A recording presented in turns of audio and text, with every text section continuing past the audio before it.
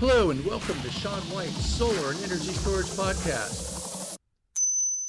On this podcast, we are going to replay a podcast of where I was on a different podcast called the Clean Power Hour. It's actually my third or fourth visit to the Clean Power Hour, depending on how you count, with my buddies, Tim Montague and John Weaver. It was a lot of fun just hanging out with these guys, and the reason why I said it was 3 or 4 podcasts is because you want to hear the conspiracy?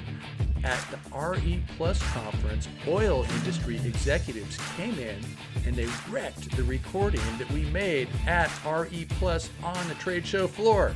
Dang it. I always like having a conspiracy theory to get people excited though, and we are going to get them back. I'm working on doing all kinds of digital terrorism, all kinds of digital fun stuff, all kinds of digital espionage, or whatever you want to call it, to all of these oil company executive podcasts, such as the podcast where you have MBS, you know, that guy. And I'm just kidding, of course. There is no conspiracy. On with the show. Let's hear it for Tim and John and me hanging out. Welcome to the Clean Power Hour Live. Today is September 28th, 2023. I'm Tim Montague, your host. Check out all of our content at cleanpowerhour.com. Give us a rating and a review on Apple and Spotify. But more importantly, tell your friends about the show. That's how we're growing the show. One interview, one news roundup at a time. We have a special guest today. Mr. Sean White is here. And my co-host, John Weaver, of course, Mr. Commercial Solar Guy. Welcome to the show, John. Timothy, I hope you're having a great time. I hope your body is fully recovered from going out to RE Plus. My shoulders hurt from sleeping on a train and really bad beds with big, giant, overly fluffed pillows. But otherwise, it was great. So I hope you're healthy. You took a 3-day train ride across the country? I took a 3-day train ride. Is that something you recommend to other Americans? Yes and no. 25% awesome, and that it was great to interact with people, meet new people, hang out with my friends. 50% it was cool. You got to see the country. It was sort of relaxing on the weekend. 25% it sucked because train tracks are crappy. They're all over. It's a slow ride. And you know, we got to do better at our trains. Plus, the whole purpose. It's not like a French train, right? Well, I have no idea what a French train is, but it definitely doesn't make me think French trains tilt as they go around the corners. They're just like our trains smooth. tilt too. Ours tilt as well, but just a constant tilt every 12 seconds. So it was cool. But the key thing is it wasn't nearly as clean energy, and we can go over the numbers if you want. It wasn't nearly as clean energy as we thought it was. It actually emitted more CO2 per rider than taking an airplane. So there's that, 27% more CO2. We'll go over the math before the end of the show. But when you're flying high in an airplane, apparently because we're releasing stuff up high, you multiply the CO2 actually emitted by 1.9, and that makes the airplane have more of a climate effect, which is a different thing than CO2. But more CO2 was emitted, which totally confused us and then made us all do really hard work and write a good article and learn some stuff. So positive. It was definitely positive. As a professional, you should ride the damn train. As a person who wants to see the countryside and make it a long trip, like a 3-week trip across the United States, awesome. Just, don't plan on sleeping on the train too much because it's tough. But otherwise, it was great. I liked hanging out with Christian and Peter Kelly. And it was just good people. And we met Jake from KC, who's going to a rock concert and wants to be a rocker in LA. And I hung out with John, who's a religious guy. He's not Amish, and he's not the other group that are in the Midwest that start with the letter M. But just had a great conversation. He's got 6 kids between the age of 5 months and 9 years. Mennonite, but he's not a Mennonite. There we go. Not a Mennonite, not an Amish. But he got 6 kids, so it was great to meet that guy and his wife. So it was a good trip. Just, realize it takes 3 days versus 6 hours. They were taking the train for religious purposes? They were going to Mexico for medical help because, of course, in the U.S., medicine is 3 times more expensive than the rest of the world. That's my hypothesis. I don't explicitly know, but good time. It was a good time. Mennonites. Thank you, Chris. Thank you, Chris. Just in case anybody's worried, Mennonites. So we're gonna give our listeners a roundup of RE Yeah. Plus, the 40,000 person strong renewable energy conference that happened 2 weeks ago in Las Vegas. And but Sean White, give us an update on yourself. What have you been up to in the last 2 weeks? Yeah, I've just been recovering from that RE Plus hangover, and even though I wasn't drinking at all, just it's really draining with all the Las Vegas carpets that take you in circles and try to get you stuck in front of slot machines and all that kind of stuff. And then trying to find my first booth there was quite a trick, going through different floors up and down. I think they just purposely try to get you lost, and that's how they make money in Las Vegas, is getting you lost in certain places. Yep. And I heard a lot of that, but I got to hang out at your booth, so that was kind of fun. We're even watching it for you while you went and did something really important, and that may or may not have. And my stuff was still there when I got back, so you did a good job guarding my recording equipment. I know what we were going to do though is I was going to hide your microphones and then put a little sign that said microphones $1, and put a few that was fun. jar. We did a recording. I did a bunch of recording at RE Plus. Unfortunately, the one you and John and I did was a fail. The video failed. The audio is still there, and we might release that. I'm debating about that. I've also thought about making an animation using an AI, using our voices, but that's more of a process. So we'll see. But I'm sure it was like the bad guys, like maybe the fossil fuels and the other podcast shows were. Somebody sabotaged the cameras for our episode. Yeah. I would say, actually, gentlemen, the depth of us and the breadth of us was so significant that no mere memory card could hold the three of us in one place. So that's just, we should be considering that for future shows, Timothy. Just, bigger memory cards for the three of us. How's that? I like it. Supersize us. So, but yeah, I mean, I think it is actually quite interesting to look back 2 weeks from the event when the dust is settled and what stood out for us. I mean, for me, it was meeting all these amazing people who I'd never met before in my booth. And, I talked about him, and I've released the episode now with Mike Hall of ANZA, and he's the founder of Borrego, very storied energy entrepreneur, clean energy entrepreneur, founded Borrego in 2002 in San Diego. That was a really interesting interview. Released an interview with Amy Hart from Sunrun, the largest residential solar and storage installer. They're doing about 800 megawatts, I think, this year. Wow. So they're doing about 10% of the residential solar installations in the United States. And Amy is a Midwesterner. She's from Milwaukee, so that was cool. She was very involved with MREA in its early years, the Midwest Renewable Energy Association, which is a lesser known organization outside of the Midwest, but they're OGs in clean energy. They were into solar thermal and wind, and now, of course, PV. And they have a beautiful campus there in Custer, Wisconsin, where they do a lot of NABCEP training. They have, this roof, this demo roof that's on the ground where they do lots of training for people who do rooftop solar, and a room full of all different inverters, so you can see all the different flavors of string inverters and micro inverters. So very cool. And what about you, John? What are a few things that stood out for you from RE?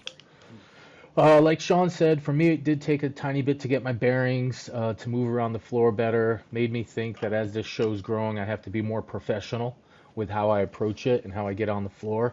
I work half for PV Magazine when I'm out there, and I work half for myself. And it's only 2.5 days. There's 13. I did some math. So over 1,300 booths, you have essentially 20 hours on the floor. That's if you spend all day, 9 to 5, for 2.5 days. That's 65 booths an hour. That's, you can't just casually see 65 booths in an hour. Right. You can walk past them real fast, but that's not what we do. We're professionals. We work on this stuff. We got to know. So it means I got to work harder going to a conference. It's less a vacation, which is good because that means we got volume. At least this conference, I have to be more strategic. I know big companies, they just set big appointments and they just have people come to their booth.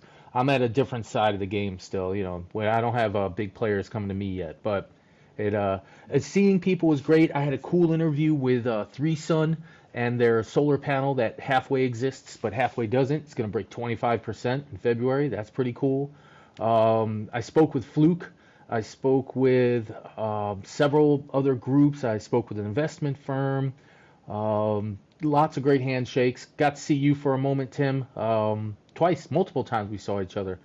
And I don't know, it was a good conference. Other than the really terrible pillows, can nobody put a thin pillow in a hotel room? Do these all have to be like 3x thick pillows? I mean, come on, am I abnormal in liking a thin pillow? I think so. I agree, am? totally. Yeah. There we go, 2 out of 3. That's Yeah. it's done. Decision made, thin pillows everywhere. I like a medium pillow, firm. I don't like feather pillows. I don't like super mushy pillows, but too thin is no good either. Yeah, sometimes I'll just go with no pillow. It's better for your neck. Wow. Wow, That's that is weird, hardcore. Sean. Lay on your back, get like a straight spine, That's sit up straight. that's caveman territory. Good. I'd rather lay on a rock than no pillow. You don't want to have a cervical kyphosis, I don't even know what that word means. Yeah, That what means is like that? going like That this. sounds really gnarly. Flexion forward. Yeah. All right. So it was a good conference. Lots of people. It's growing. We're gonna keep doing better. I like the fact that the industry's growing. I spoke with Baywa. I'll have an interview with Baywa up in the next couple of days. We're listening to the guy at Baywa speak. It's like, wow, you guys are big players. You have a long game viewpoint. He was like they've got billions of dollars in interconnection fees in their project pipeline. Just interconnection fees in the billions. Absolutely something. It's just like, wow, that's a lot of interconnection stuff for you guys to consider. So lots of cool stuff. You talked to Baywa's development arm? Yeah, I have his name somewhere on a notepad, but yes, it was one of their developer guys. Yep. 'Cause they're a strange company because they also, they're a supply house. They sell Yep. solar equipment. They have a Correct. headquarters in New Mexico for that business. Then they have that development shop based in Southern California, and they have an O&M arm too, I think. But Big company. yep. Who else did I see? I saw Paul Grana at Helioscope. Got an interview with him. I still haven't looked at that content, so I don't know if that's going to get published. Hopefully it will. A lot of question marks about my interviews now that I had a few fails, but got to see Matt Campbell from Terabase, one of my favorite companies. They're chasing automation of construction.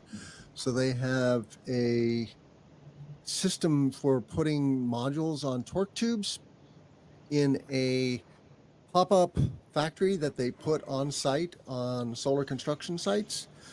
And then they're taking modules off a conveyor belt. The robot puts them on the torque tube and mounts them to the torque tube, and then lifts that torque tube, which now weighs 1,000 pounds because it's full of solar modules, and puts it on a semi-autonomous vehicle. The coolest thing that Matt showed me is they've got a full platform for tracking the construction project, so they can see where all the vehicles are and what goes where, and pre-program the construction. So the vehicle or the vehicle driver, I mean, they have an autonomous vehicle, but today they're mostly semi-autonomous, meaning there is a driver in the vehicle. But the driver knows exactly where to go, right? There's just no question. The computer's telling it, okay, this is where that torque tube is going. And so they have a real-time monitoring system effectively for solar construction, which I think is going to be very interesting to EPCs, whether or not they embrace the robots. Just knowing what's going on your solar, site, I think is useful. I'll agree with that. Yeah.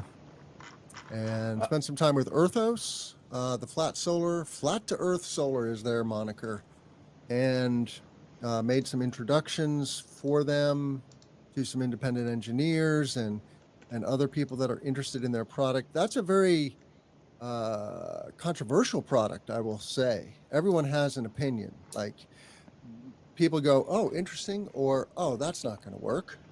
Um, but after talking with the Erthos folks, extensively now, I think there's a there. And Pinegate is one of the largest developers in the U.S. is doing a 100 megawatt project with that Erthos flat to earth. Did either of you visit the Erthos booth? Yeah, there's a lot of activity there. It's pretty neat. There's just like completely like ground level solar. Yeah, All I was thinking is like, I hope the deer don't jump the fence, but otherwise it seemed there'll be kind of ice neat. skating on the solar panels. Like Um, special robots to clean it off, and yeah, I visited the booth and I learned a few things that were neat. One, the robot's bigger than I thought. It's just the first time I saw it. mm, Two, the robot and the package that they sell, they're sold in 2 megawatt chunks. And a robot's planned to clean 1 megawatt of the panels each night. It's charged remotely by the DC. Um, Three, that 100 megawatt chunk of that 100 megawatt deal they announced. I think it's 100 megawatts in Mississippi. They could have had 180 megawatts in Mississippi. I can't remember. They had a couple of big announcements, but that project's going to have 50 little robots. And I would love to see a video at night, a drone video. Each robot has some lighting on it, so I would love to see a video of the right. robots just out there all cleaning at night with like lights on it or something. Somebody's gonna make a phone call and be like, "There's aliens on the solar panel farm, doing something with all these weird lights." I just thought it looked neat. Um, when you purchase their hardware, you're purchasing some engineering, you're purchasing a production guarantee, you're purchasing robots, O&M for the robots. They have a special racking along the edge. It's concrete blocks. Then you have to buy metal chains of sorts, not chains, really metal wire to hold the modules down. But you do have to get custom solar modules or custom solar module frames because by the way, it's 100 megawatts of Erthos in Mississippi per one of our Facebook watchers. But the frames have little holes in them so that the Erthos cable can go through the frame edge. And so you do have to customize your modules a bit. So that might have an effect on pricing, availability, spot market stuff. But at 100 megs, you're not buying modules on the spot What has market. to be customized about the module? So I know the the cable goes through. Two cables go through both directions. it's the frame. So it's the Yeah, frame on the it's got module. to have a frame, but all framed modules have frames. No, Like, but may no, not but the have holes. frame, no, their frames don't have holes in them. So they Okay, literally in the side part where it's a vertical, the 1 inch, got you to go punch a across the hole. Yeah, side, you got to have holes in there, and so that's yeah, how you have to customize it right there. And it yeah, seems like Erthos is talking with all the big players for that. yeah. So I was, at the end of it, I was like, I know the density, the high energy density. Look at that. See, I knew it was a 180 megawatt project in Mississippi. That's a big deal. 180 megs in Well, Mississippi. Huge. I'm close to that project in Mississippi. That's a different project that I'm referring to. Pinegate has a 100 megawatt project with Erthos, which was announced last year. But Wow. the Mississippi project is very interesting. It's a solar and storage project. Uh-huh. That's really all I can say about it. Oh, But you know stuff. I Tim know knows stuff. He's I got an know NDA. I know Ladies the and gentlemen, developer. Tim has an I know the NDA. developer. All right. I'm excited that they're pursuing Erthos. I think that's a smart move because the kicker with Erthos is that they achieve a 20% reduction in LCOE, and that's eye-opening. Well, but let's talk about what that is because it's pretty cool. One, massively lesser amounts of metal for racking. Like all the metal, like steel is like 35 tons. tons of steel per megawatt, John. There you go. So 180 megs times 35, that's per megawatt. 180 times 35, that's 3,300. That's almost 7,700 tons of steel. Something. No, 7,000, somewhere around Yeah, there. yeah. Tons. That's a lot of steel. Well, you're not And moving around, so you don't have to buy it or move it around or put it in the ground. That and, adds up, right? So the construction is going to be faster and cheaper, and the question is, will it be as resilient when the panels are on the ground? They're going to get hotter, and they admit this because they don't have air blowing on the backside to remove the heat, right? And the critters are right there. And will the critters make the module or the wiring, have problems sooner than later? TBD, although they have a couple, they have like half a dozen plants that are operating now. Most of them are in California. Yeah. Um, Most of them are smaller, yeah, but they're in yes. the 1 to 5 megawatt range. Yeah, I heard they're getting the gophers to make the wire runs, train the gophers and It's a run the great wires through idea. there. They pull them through. Yeah, A little I'm harness big. on those guys. I'm, saves I'm money. big. Andy, absolutely. Yeah. Feed them peanuts. Hmm. Yeah. And then you just put a little chip in their head and remote control them. Uh-oh. Uh-oh. It's amazing. We got The robots robot and trained gophers. animals, and yeah. Oh my goodness. Well, that's interesting that Robert Sturble knows about this Erthos deal. But that's good. Good that people are taking notice. I mean, I love trackers, but when you talk to people about trackers also have problems, right? They stop tracking sometimes, and then you're losing energy, and it's a grand experiment we're doing. But apparently, the interesting factoid that I learned by talking to Jim Tyler, the CEO of Erthos, is that when trackers came on the scene, they provided a 5% improvement in LCOE. Hmm. And in something like 6 years, they went from a small percentage to 70% of the solar installations, utility scale solar installations. So that 5% bump in LCOE was a game changer for trackers. Now, Erthos is saying they can improve that by 20 over what trackers provide. So that is truly a game changer. And I think I think we're going to see a lot of Erthos until They we're can proven otherwise, right? they can be put on a surface that is curved. I think up to 7 degrees. They were showing one of their projects. They had a little map, a layout, and I believe in the northwest corner you could see a curve on the ground for where the modules, and the robot can handle the curve as well for cleaning. So they can deal with that. Yeah, 20% is, it's just that they're different. That's it. It's different. Different is scary. And when we're dropping 100 million bucks on different, you got to talk about Pine Gate, and they're doing a megawatt project. They're probably spending 70 cents per hour or per watt. That's $70 million that's going into this And project. You gotta, I think of a mound like a landfill. Many landfills are the shape of a mound, okay? You could put it on the south-facing side of a landfill because there's not a lot of up and down on a landfill. It's generally just like this big round hump. And I think the Erthos system, it's like a solar skin on the earth. that's a great way of saying it as you're talking about a landfill. That's great. The thing that concerns people is like, well, nothing is going to grow underneath that. You're putting a parking lot down. It's true. And I'm like, you're right. Nothing but worms is going to grow underneath that. The worms are going to be super happy. Yeah. Um, but, but you're Go only using worms. half the space of a traditional Yes. tracker. So you're saving ground in the greater scheme of things. You're saving some ground that, yeah, it could be dual use solar. But I think it's going to be a both and, right? I don't think Erthos is going to get traction in northern climates where there's a lot of snow. You know what? I'll argue against that. Here's why. And because I'm working on it. So the northern climates with snow might have an evolved financial model and an evolved game. The reason Erthos doesn't do northern climates is because they offer, or they used to offer, a power production guarantee, where they guaranteed X amount of solar would be generated during the course of the year. That was their fundamental business plan. Now it's evolving. They have a put from KWH and Analytics so that the output can still be guaranteed, but it's no longer held on Erthos books. So it's changing.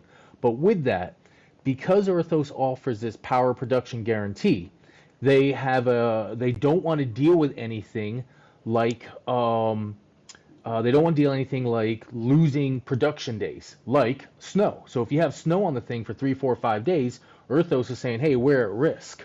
But as I was speaking with the owner of Erthos, I can't remember his name right now. I saw him at the booth. The founder. Well, then that was a different guy, because the Daniel guy. Flanagan? Different guy. Maybe I don't have no idea who the founder is. The gentleman who does the work. He talks to me on LinkedIn. He does me proposals. I can picture his face right now. But Anyway, we what were did he say? we were talking about this, and the idea was, well, if we could, as a developer, take on snow day risk, meaning let's say it's a snow day and we have 1, 2, 3 days. If we were to remove those days from the guaranteed output and just make the rest of the days guaranteed, the sunny ones, the non-snow days, then that meets the game. That covers the issue. And the issue is protecting the output guarantee, because everybody's worried. This is what it is. You're putting panels flat. We in the industry need to optimize. We have trackers. We follow the sun. And Erthos is the exact opposite philosophy. It's just some stuff on the ground going flat. Well, how do you go from the exact opposite of uber optimized tracking the sun to flat? You guarantee output. And so if you can guarantee the output, deal with the snow, that fixes the challenge. And so I have a feeling northern pieces of property will end up with some Erthos. Probably less, but Yeah. some. Yeah. And perhaps they could have snow cleaning robots. Yeah, I've thought of that too. I mean, there's no doubt that we humans use machines to clear snow off of surfaces like sidewalks and roofs for that matter. And you could make a robot that'll shovel the snow, at least most of it. The question is, will the modules get damaged when you do that? But that's a question for the robo cleaners. I'm sure they're thinking of robo sweepers also. And good question from Joe Scharf about frost heave. There's really nothing that goes in the ground except around the perimeter where they build this curb around the array out of concrete block, and those blocks are attached to the ground with like stakes, I think. But otherwise, I don't think frost heave would affect an Erthos array because there's not piles in the ground. So, And if the ground itself does shift a little, that's cool because the modules aren't locked into a spot. They can shift a little bit with the ground. Right. So there's some flexibility. Yep. All right. Let's talk about what else we saw at RE, and then maybe get into some current news that has happened in the last couple of weeks. I want to talk about the Climate Corps that the Biden administration has launched. Interesting concept. Curious what you guys think about that. But what other take homes did you have? And I forgot to mention a couple. Quick shout out to. Let's see, Invinity Energy. They're a vanadium flow storage company. I did an interview with them. I did an interview with Lion Energy, which is going after residential storage now. There was a lot of storage companies. Lion, I know from mobile storage, like they make batteries for RVs and boats, but now going after the residential space. LG has launched a robust residential product. Very interesting. I have to say, it made me want it just talking with them. Why? How come?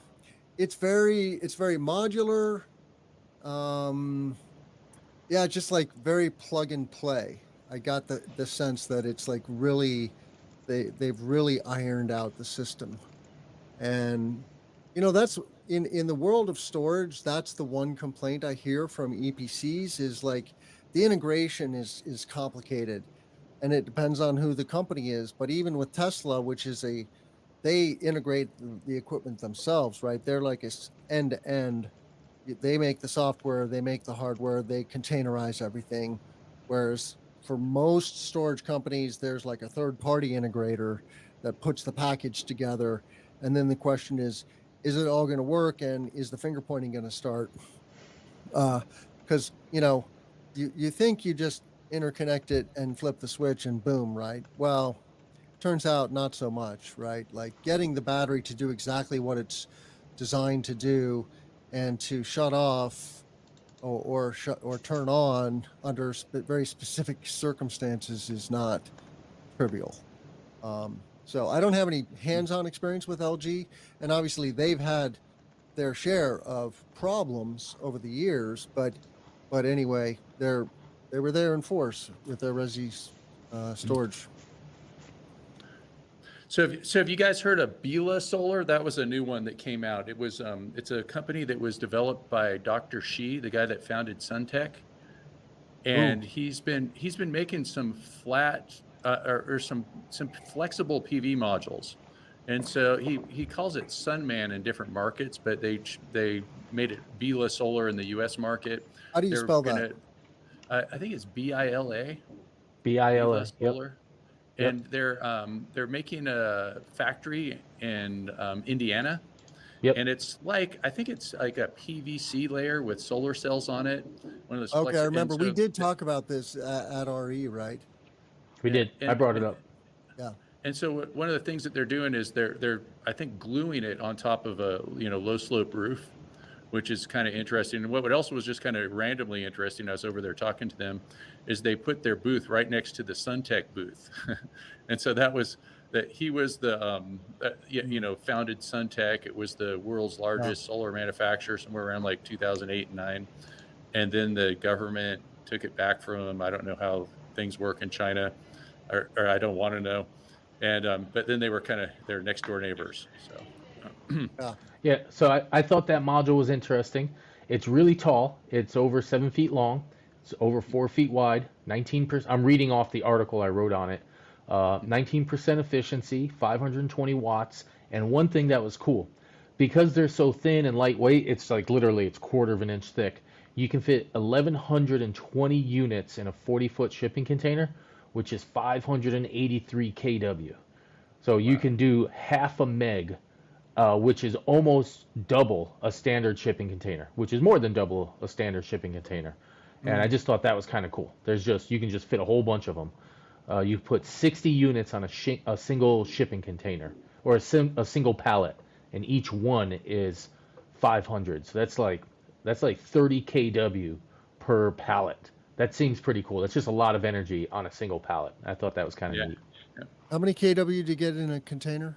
583. 583.44. Wow. Yeah, that's double. I mean, shipping container 250 to 300 is awesome in my world. So doubling that with this product, which is neat. And it's designed to be glued down? Like it's a peel and stick, or? I think you just stick some glue underneath it and put it down on the roof. Okay. And their selling point, it's kind of like the Cylindra selling point. It's lightweight. Yep. And so there's a lot of roofs that you can't put solar on because they can't take the weight, and so you could just stick this stuff on it. It makes me think that there's an Erthos competitor here. I mean, you could potentially put these modules on the ground, but they'd be even closer to the roof than standard modules because these things are flat and thin. There's nothing to hold them up. So you'd want, at least the frame holds up the Erthos or an Erthos module from the land. Well, yeah, you'd have to glue it to something, but you could glue it to plywood. Yeah, maybe something like that. I don't know if glue it to earth. Hold up. Get yourself some earth glue. Yeah.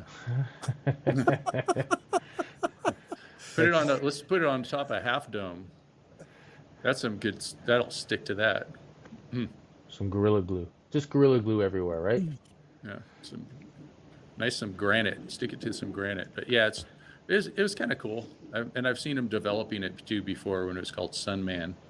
When I went to the SNEC conference in 2019, in fact. Yeah. Oh, so they've been around for a few years, huh? Yeah, they just kind of rebranded it for the U.S. and I think they were more developing it at that time. Oh, founded in 2014. Yeah. But Bela Solar is like the new name. So if you looked up Sunman, that was Dr. Shi. Do you remember Dr. Shi? He was kind of famous back then. He was on the cover of the magazines and all that. I think he was like the richest guy in China at the time. Nice. And Suntech was just like growing like crazy, number one manufacturer in the world. And he came out of that Australian lab that is that's still the originator of PERC technology, as well as TopCon. University of New South Wales. Yep. Yeah. Him and Martin. He studied under Martin Green. So. Martin Green. Yeah. I heard an interview with Martin Green recently on the. Yeah, I did too. Or something. There was a podcast. I can't remember the name of the show, but I Yeah, think it's this is the only one that matters. Bloomberg's Yeah. podcast Yeah. or Bloomberg's. It's called Zero or something like that, right? Yeah, Martin gave me a solar award at the SNEC conference in Wow. 2019. He was handing them out. Yeah. Wow, So, that's cool, man. yeah. So you met Martin. Yeah, I've met him a few times. I remember hanging out with him in South Africa at a conference over there a number of years ago. But he kind of does a lot of the international stuff, and I'm good friends with the lady that owns SNEC, and so I go to her dinners and things like that, and all those people kind of hang out. Yeah. SNEC? What is SNEC? SNEC is the world's largest solar conference. I think they had about 300,000 people.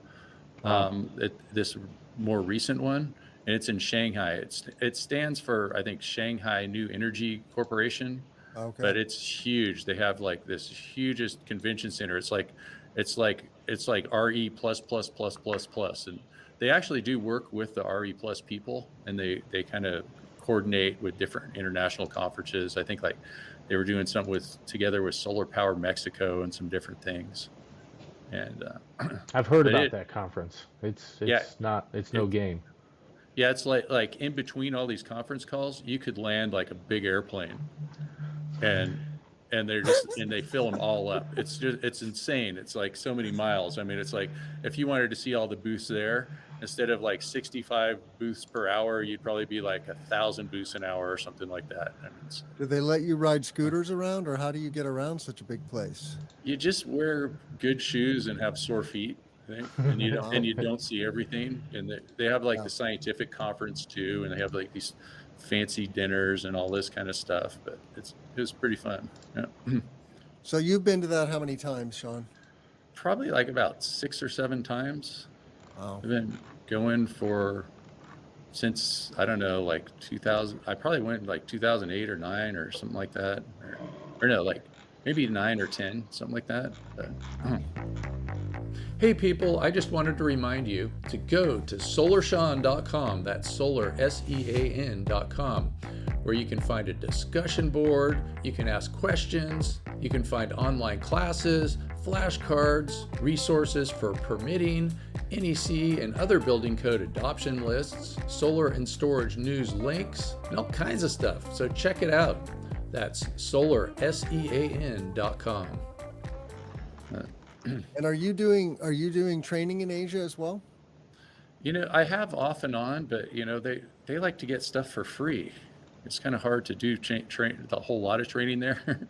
But I've done some classes there, and like I've done some at the SNEC conference, and I did one for Photon magazine one time over in Shanghai, which was kind of cool. So. By the way, Sean, we're signed up for your training course with Rochelle. She's our project manager, office manager, do all kinds of stuff manager, and we have a training set for her so she can get her technical sales. I don't know, maybe the intro one. There's an intro boot camp first, or an intro thing, and then a second level we may work toward. So thank you for awesome. following up really quickly at the show. I can't remember the gentleman's name that reached out, but he was fast. Oh, probably Brian Hayden, probably? Brian, yes, it was Brian. Yeah, so good guy. Brian reached out, had lots of good data, answered Rochelle's questions, helped her get logged in. We have like a company portal now, so I guess I can track everybody and make sure they do their homework. And it's important. Yeah, I'm not gonna. Don't want anybody slacking. People sign up for a class and then they're like, "Oh yeah, I'm working on it," and they're not. So. Liars. Yeah. But so we are signed up, so hopefully it's cool. I'll let you know how Rochelle likes it, and and you get to go at your own pace, and then you get a whole year's access, and you could always extend that, and you can watch videos over and over again. I have trouble doing that with live in-person trainings, like Rewind doesn't work too well. So when you're talking to somebody, I love the platform, love working with HeatSpring. Well, if she's going for PV technical sales, she'll have to take my course as well. Yeah, she's probably in there, right? Yeah. Yeah. I mean, I don't know which one she's taking. I think she's probably starting with the associates. I think that's what you signed us up for, Sean, was the associates first, and then we're going to go toward the technical sales as we figure it out and get used to it. So learning, It's cool to see. That'd be two people within us who have a NABCEP certification. That'd be very nice. And we're Great. just hiring an inside sales guy recently. So maybe I'll make him take a class, but I don't want to make him Yeah. take any classes. He's a new guy. Yeah. We'll see. Yeah, I So- make all these practice exams, which help people pass their NABCEP exams. So that helps a lot too. And I answer every question every day and have a lot of fun. So fun and learning. It makes you remember stuff. All right, well, let's dig into the news, boys. I want to talk about the Biden administration launching the Climate Corps. This is on Utility Dive, and this is, a week old now. White House launches Clean Energy Youth Workforce Program amid labor shortage concerns. And, I'm fond of saying that humans are the limiting factor in the clean energy transition, or a major limiting factor, not the only limiting factor. Interconnection queues are a major limiting factor. Getting our utilities to wake up and smell the coffee that they have to change or die. And one way or another, they're gonna change and get with the clean energy transition.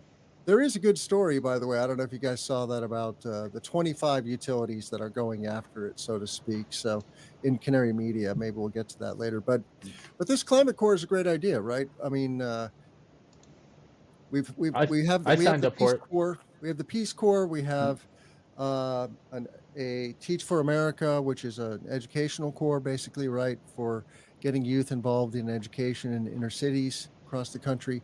And now we have the Climate Corps, which is encouraging Marine young Corps, people to, well, 20,000 Space people Corps. is their goal, right? Yeah. For in 1 year, putting 20,000 Americans to work in conservation and clean energy. I think that's a wonderful idea, because I think that in our educational system, the trades, for one thing, are neglected. And so people don't think so much about that. They think about going to college, where they learn a bunch of stuff that's not very useful, generally speaking.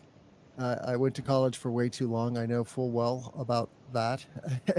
And so this will encourage people to go potentially straight out of high school, I think. Yeah.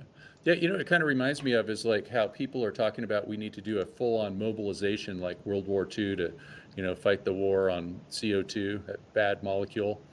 And so this is kind of like doing that, the corpse. It sounds kind of almost military-like. Yeah, we had the Civil Conservation Corps back during the Depression in the late 20s and early 30s, and they did a bunch of good things. They built a bunch of facilities at national parks around the country, right? It put unemployed men mostly to work, and so it was a floor. It gave people paying jobs, building infrastructure that benefit all Americans, and that's that's the idea here, is that we'll put young Americans to work working on the energy transition.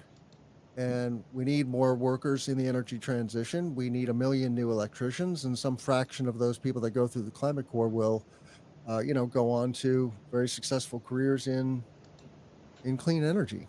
Maybe you can hire them, John.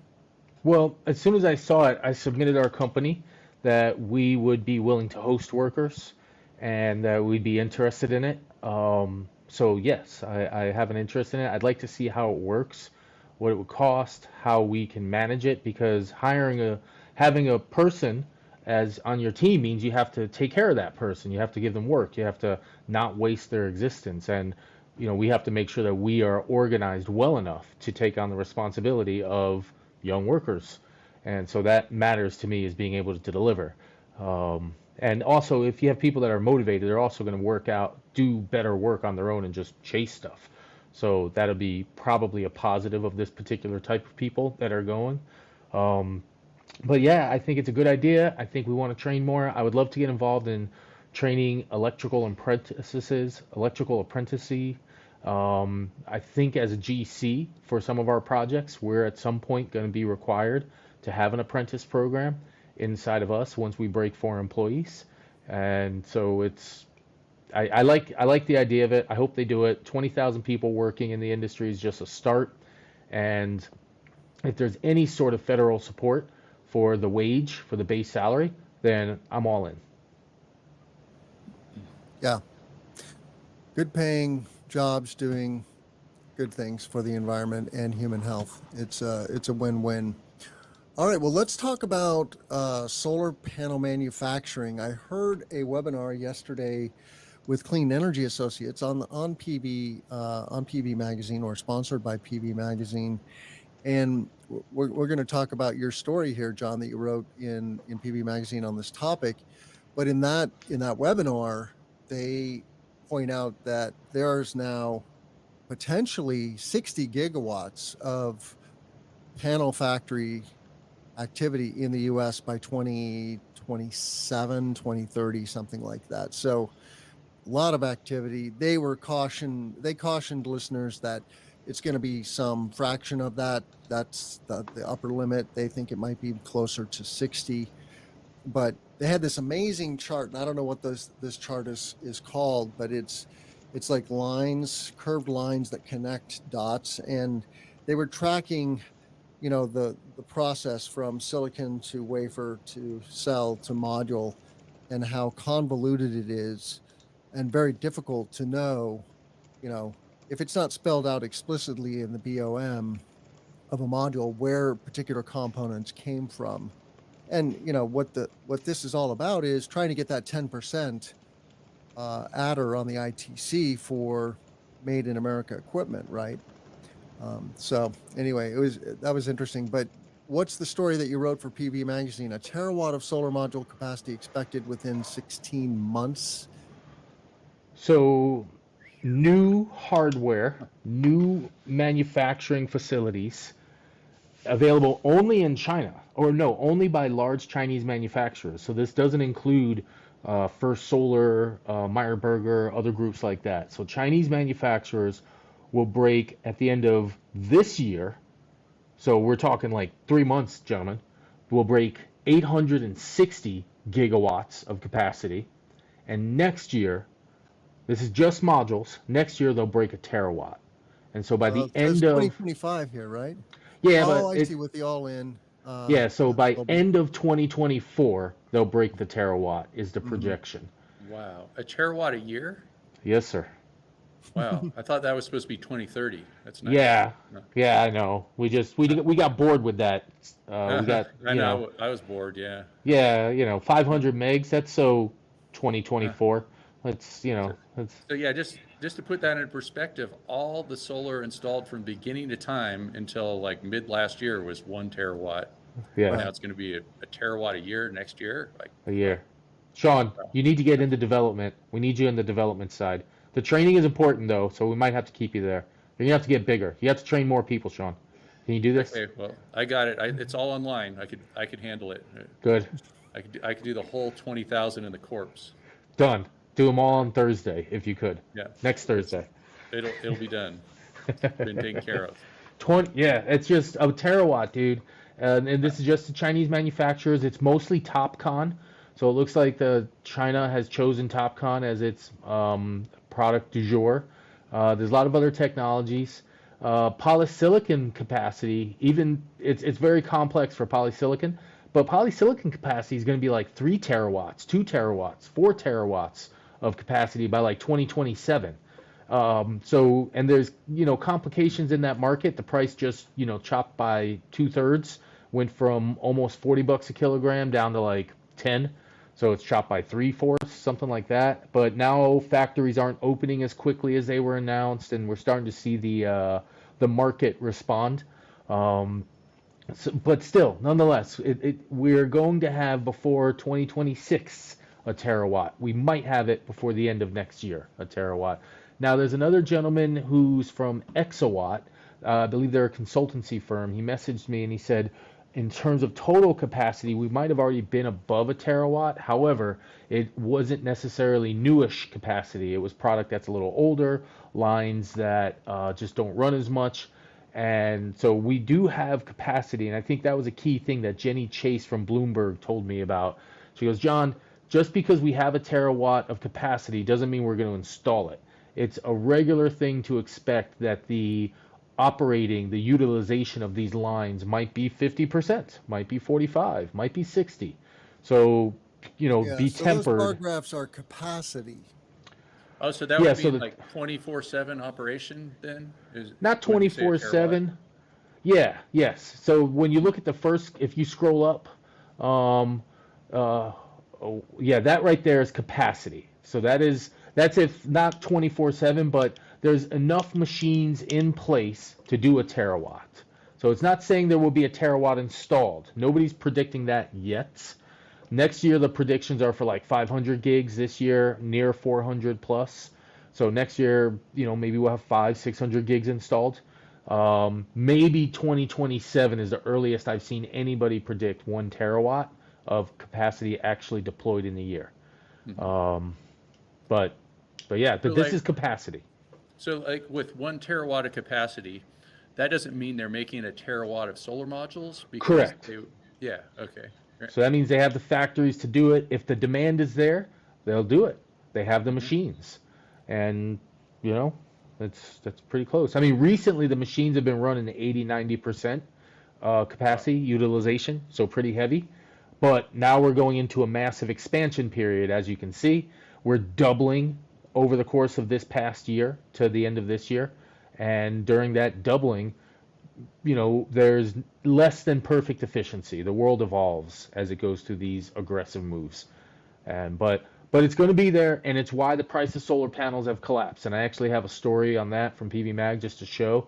But the price of solar panels, international pricing has collapsed to 15 cents a watt, 16 cents a watt. Just a year ago, it was 40 coming What out does of it cost China. to make the solar panels? 10, 11, 12, 13, 14. Like there's some the people at the low end are getting squeezed. The people Mhm. in the middle are holding their margins. The people selling it at 20, 25, they're making some money. But the price of polysilicon has fallen significantly, and that's the main driver of solar panel pricing, beyond demand, of course. And then we have tariffs. Uh, Yeah, and that's a whole other thing for the no, U.S. So our pricing is always higher than everyone else. yeah. Because we care about those people that are manufacturing this stuff. Yeah. Well, Well, tariffs don't let's talk really about help. this related story, John, Uh-huh. because this is Yeah, very related. This is Yeah. the story you found in PV Tech. North America has $12 trillion on the table for renewables generation and yeah. grids. I'm putting this on screen now, according to DNV. What exactly is that story, though?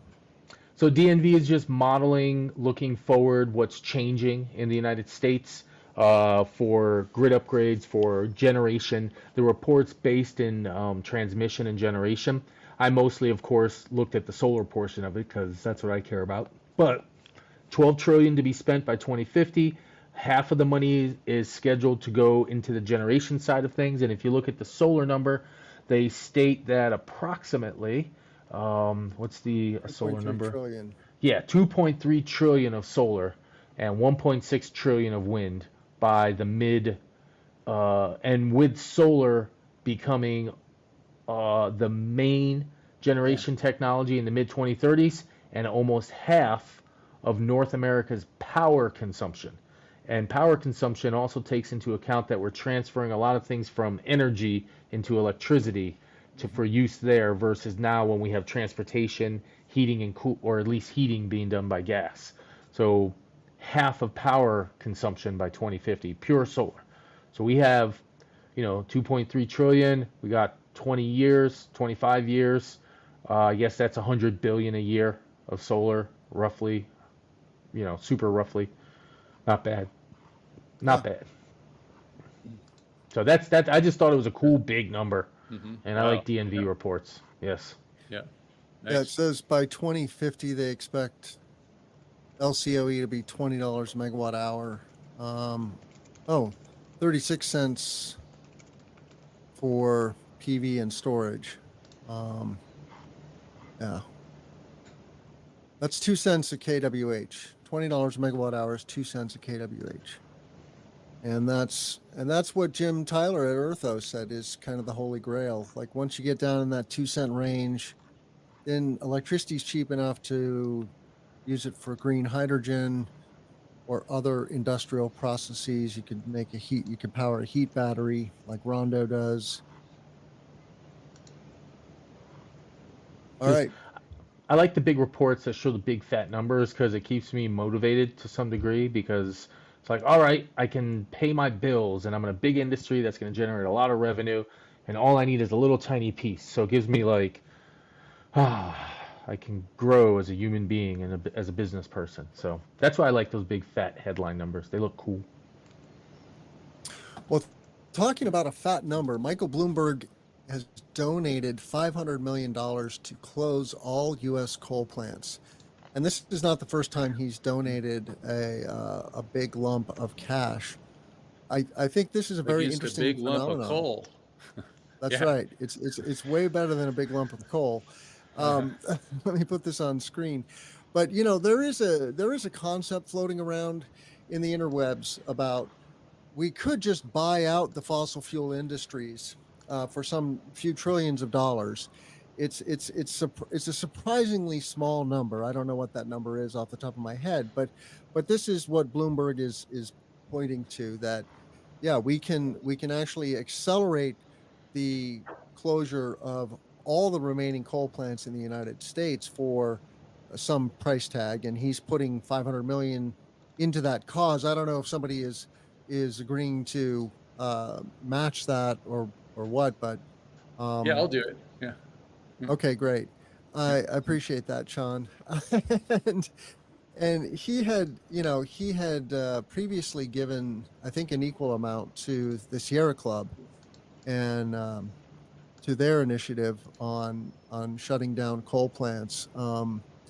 And yeah, they're Beyond Coal campaign. So maybe this is just a repeat gift to the same campaign. I'm not sure, but the long and short of this is that it works. It's like, yeah, when there's a bit of a carrot for grid operators to just say, yeah, we'll give us a carrot and we'll shut those things down. They're expensive to operate, and we can transition our assets to coal. To wind, solar, and battery storage, and save money and make our investors a greater profit in the long run. So what do you guys think about this? What's kind of funny there is the banner ads and stuff are from ExxonMobil on that article that you're showing. I know that is a little ironic. We're on the Reuters website here. But yeah, it seems that like coal just doesn't pay either, and it's just kind of dying, and it's just making it happen faster. I am in Colorado right now. We were driving around yesterday and we went past a coal plant, and I think they were shutting them down, but there was one left, and then there's all these coal cars and stuff. And being from where I'm from California, it's kind of unusual to see a coal coming through on a coal train. My kind of coal train is a Johnny Coltrane. What is that? Johnny Coltrane, he's a saxophone player. Yeah, it took me a moment. I'm a little slow. I'm not as fast as everyone else. Yeah, it's probably the coal in the air even. Yeah. It kind of does that stuff. Yeah, Johnny Coltrane. I was trying to figure, what's that? Sounds cool. But yeah. Anyway.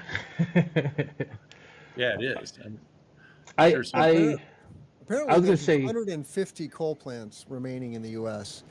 And so this is going to accelerate the closure of those and also help to prevent the additional construction of gas plants.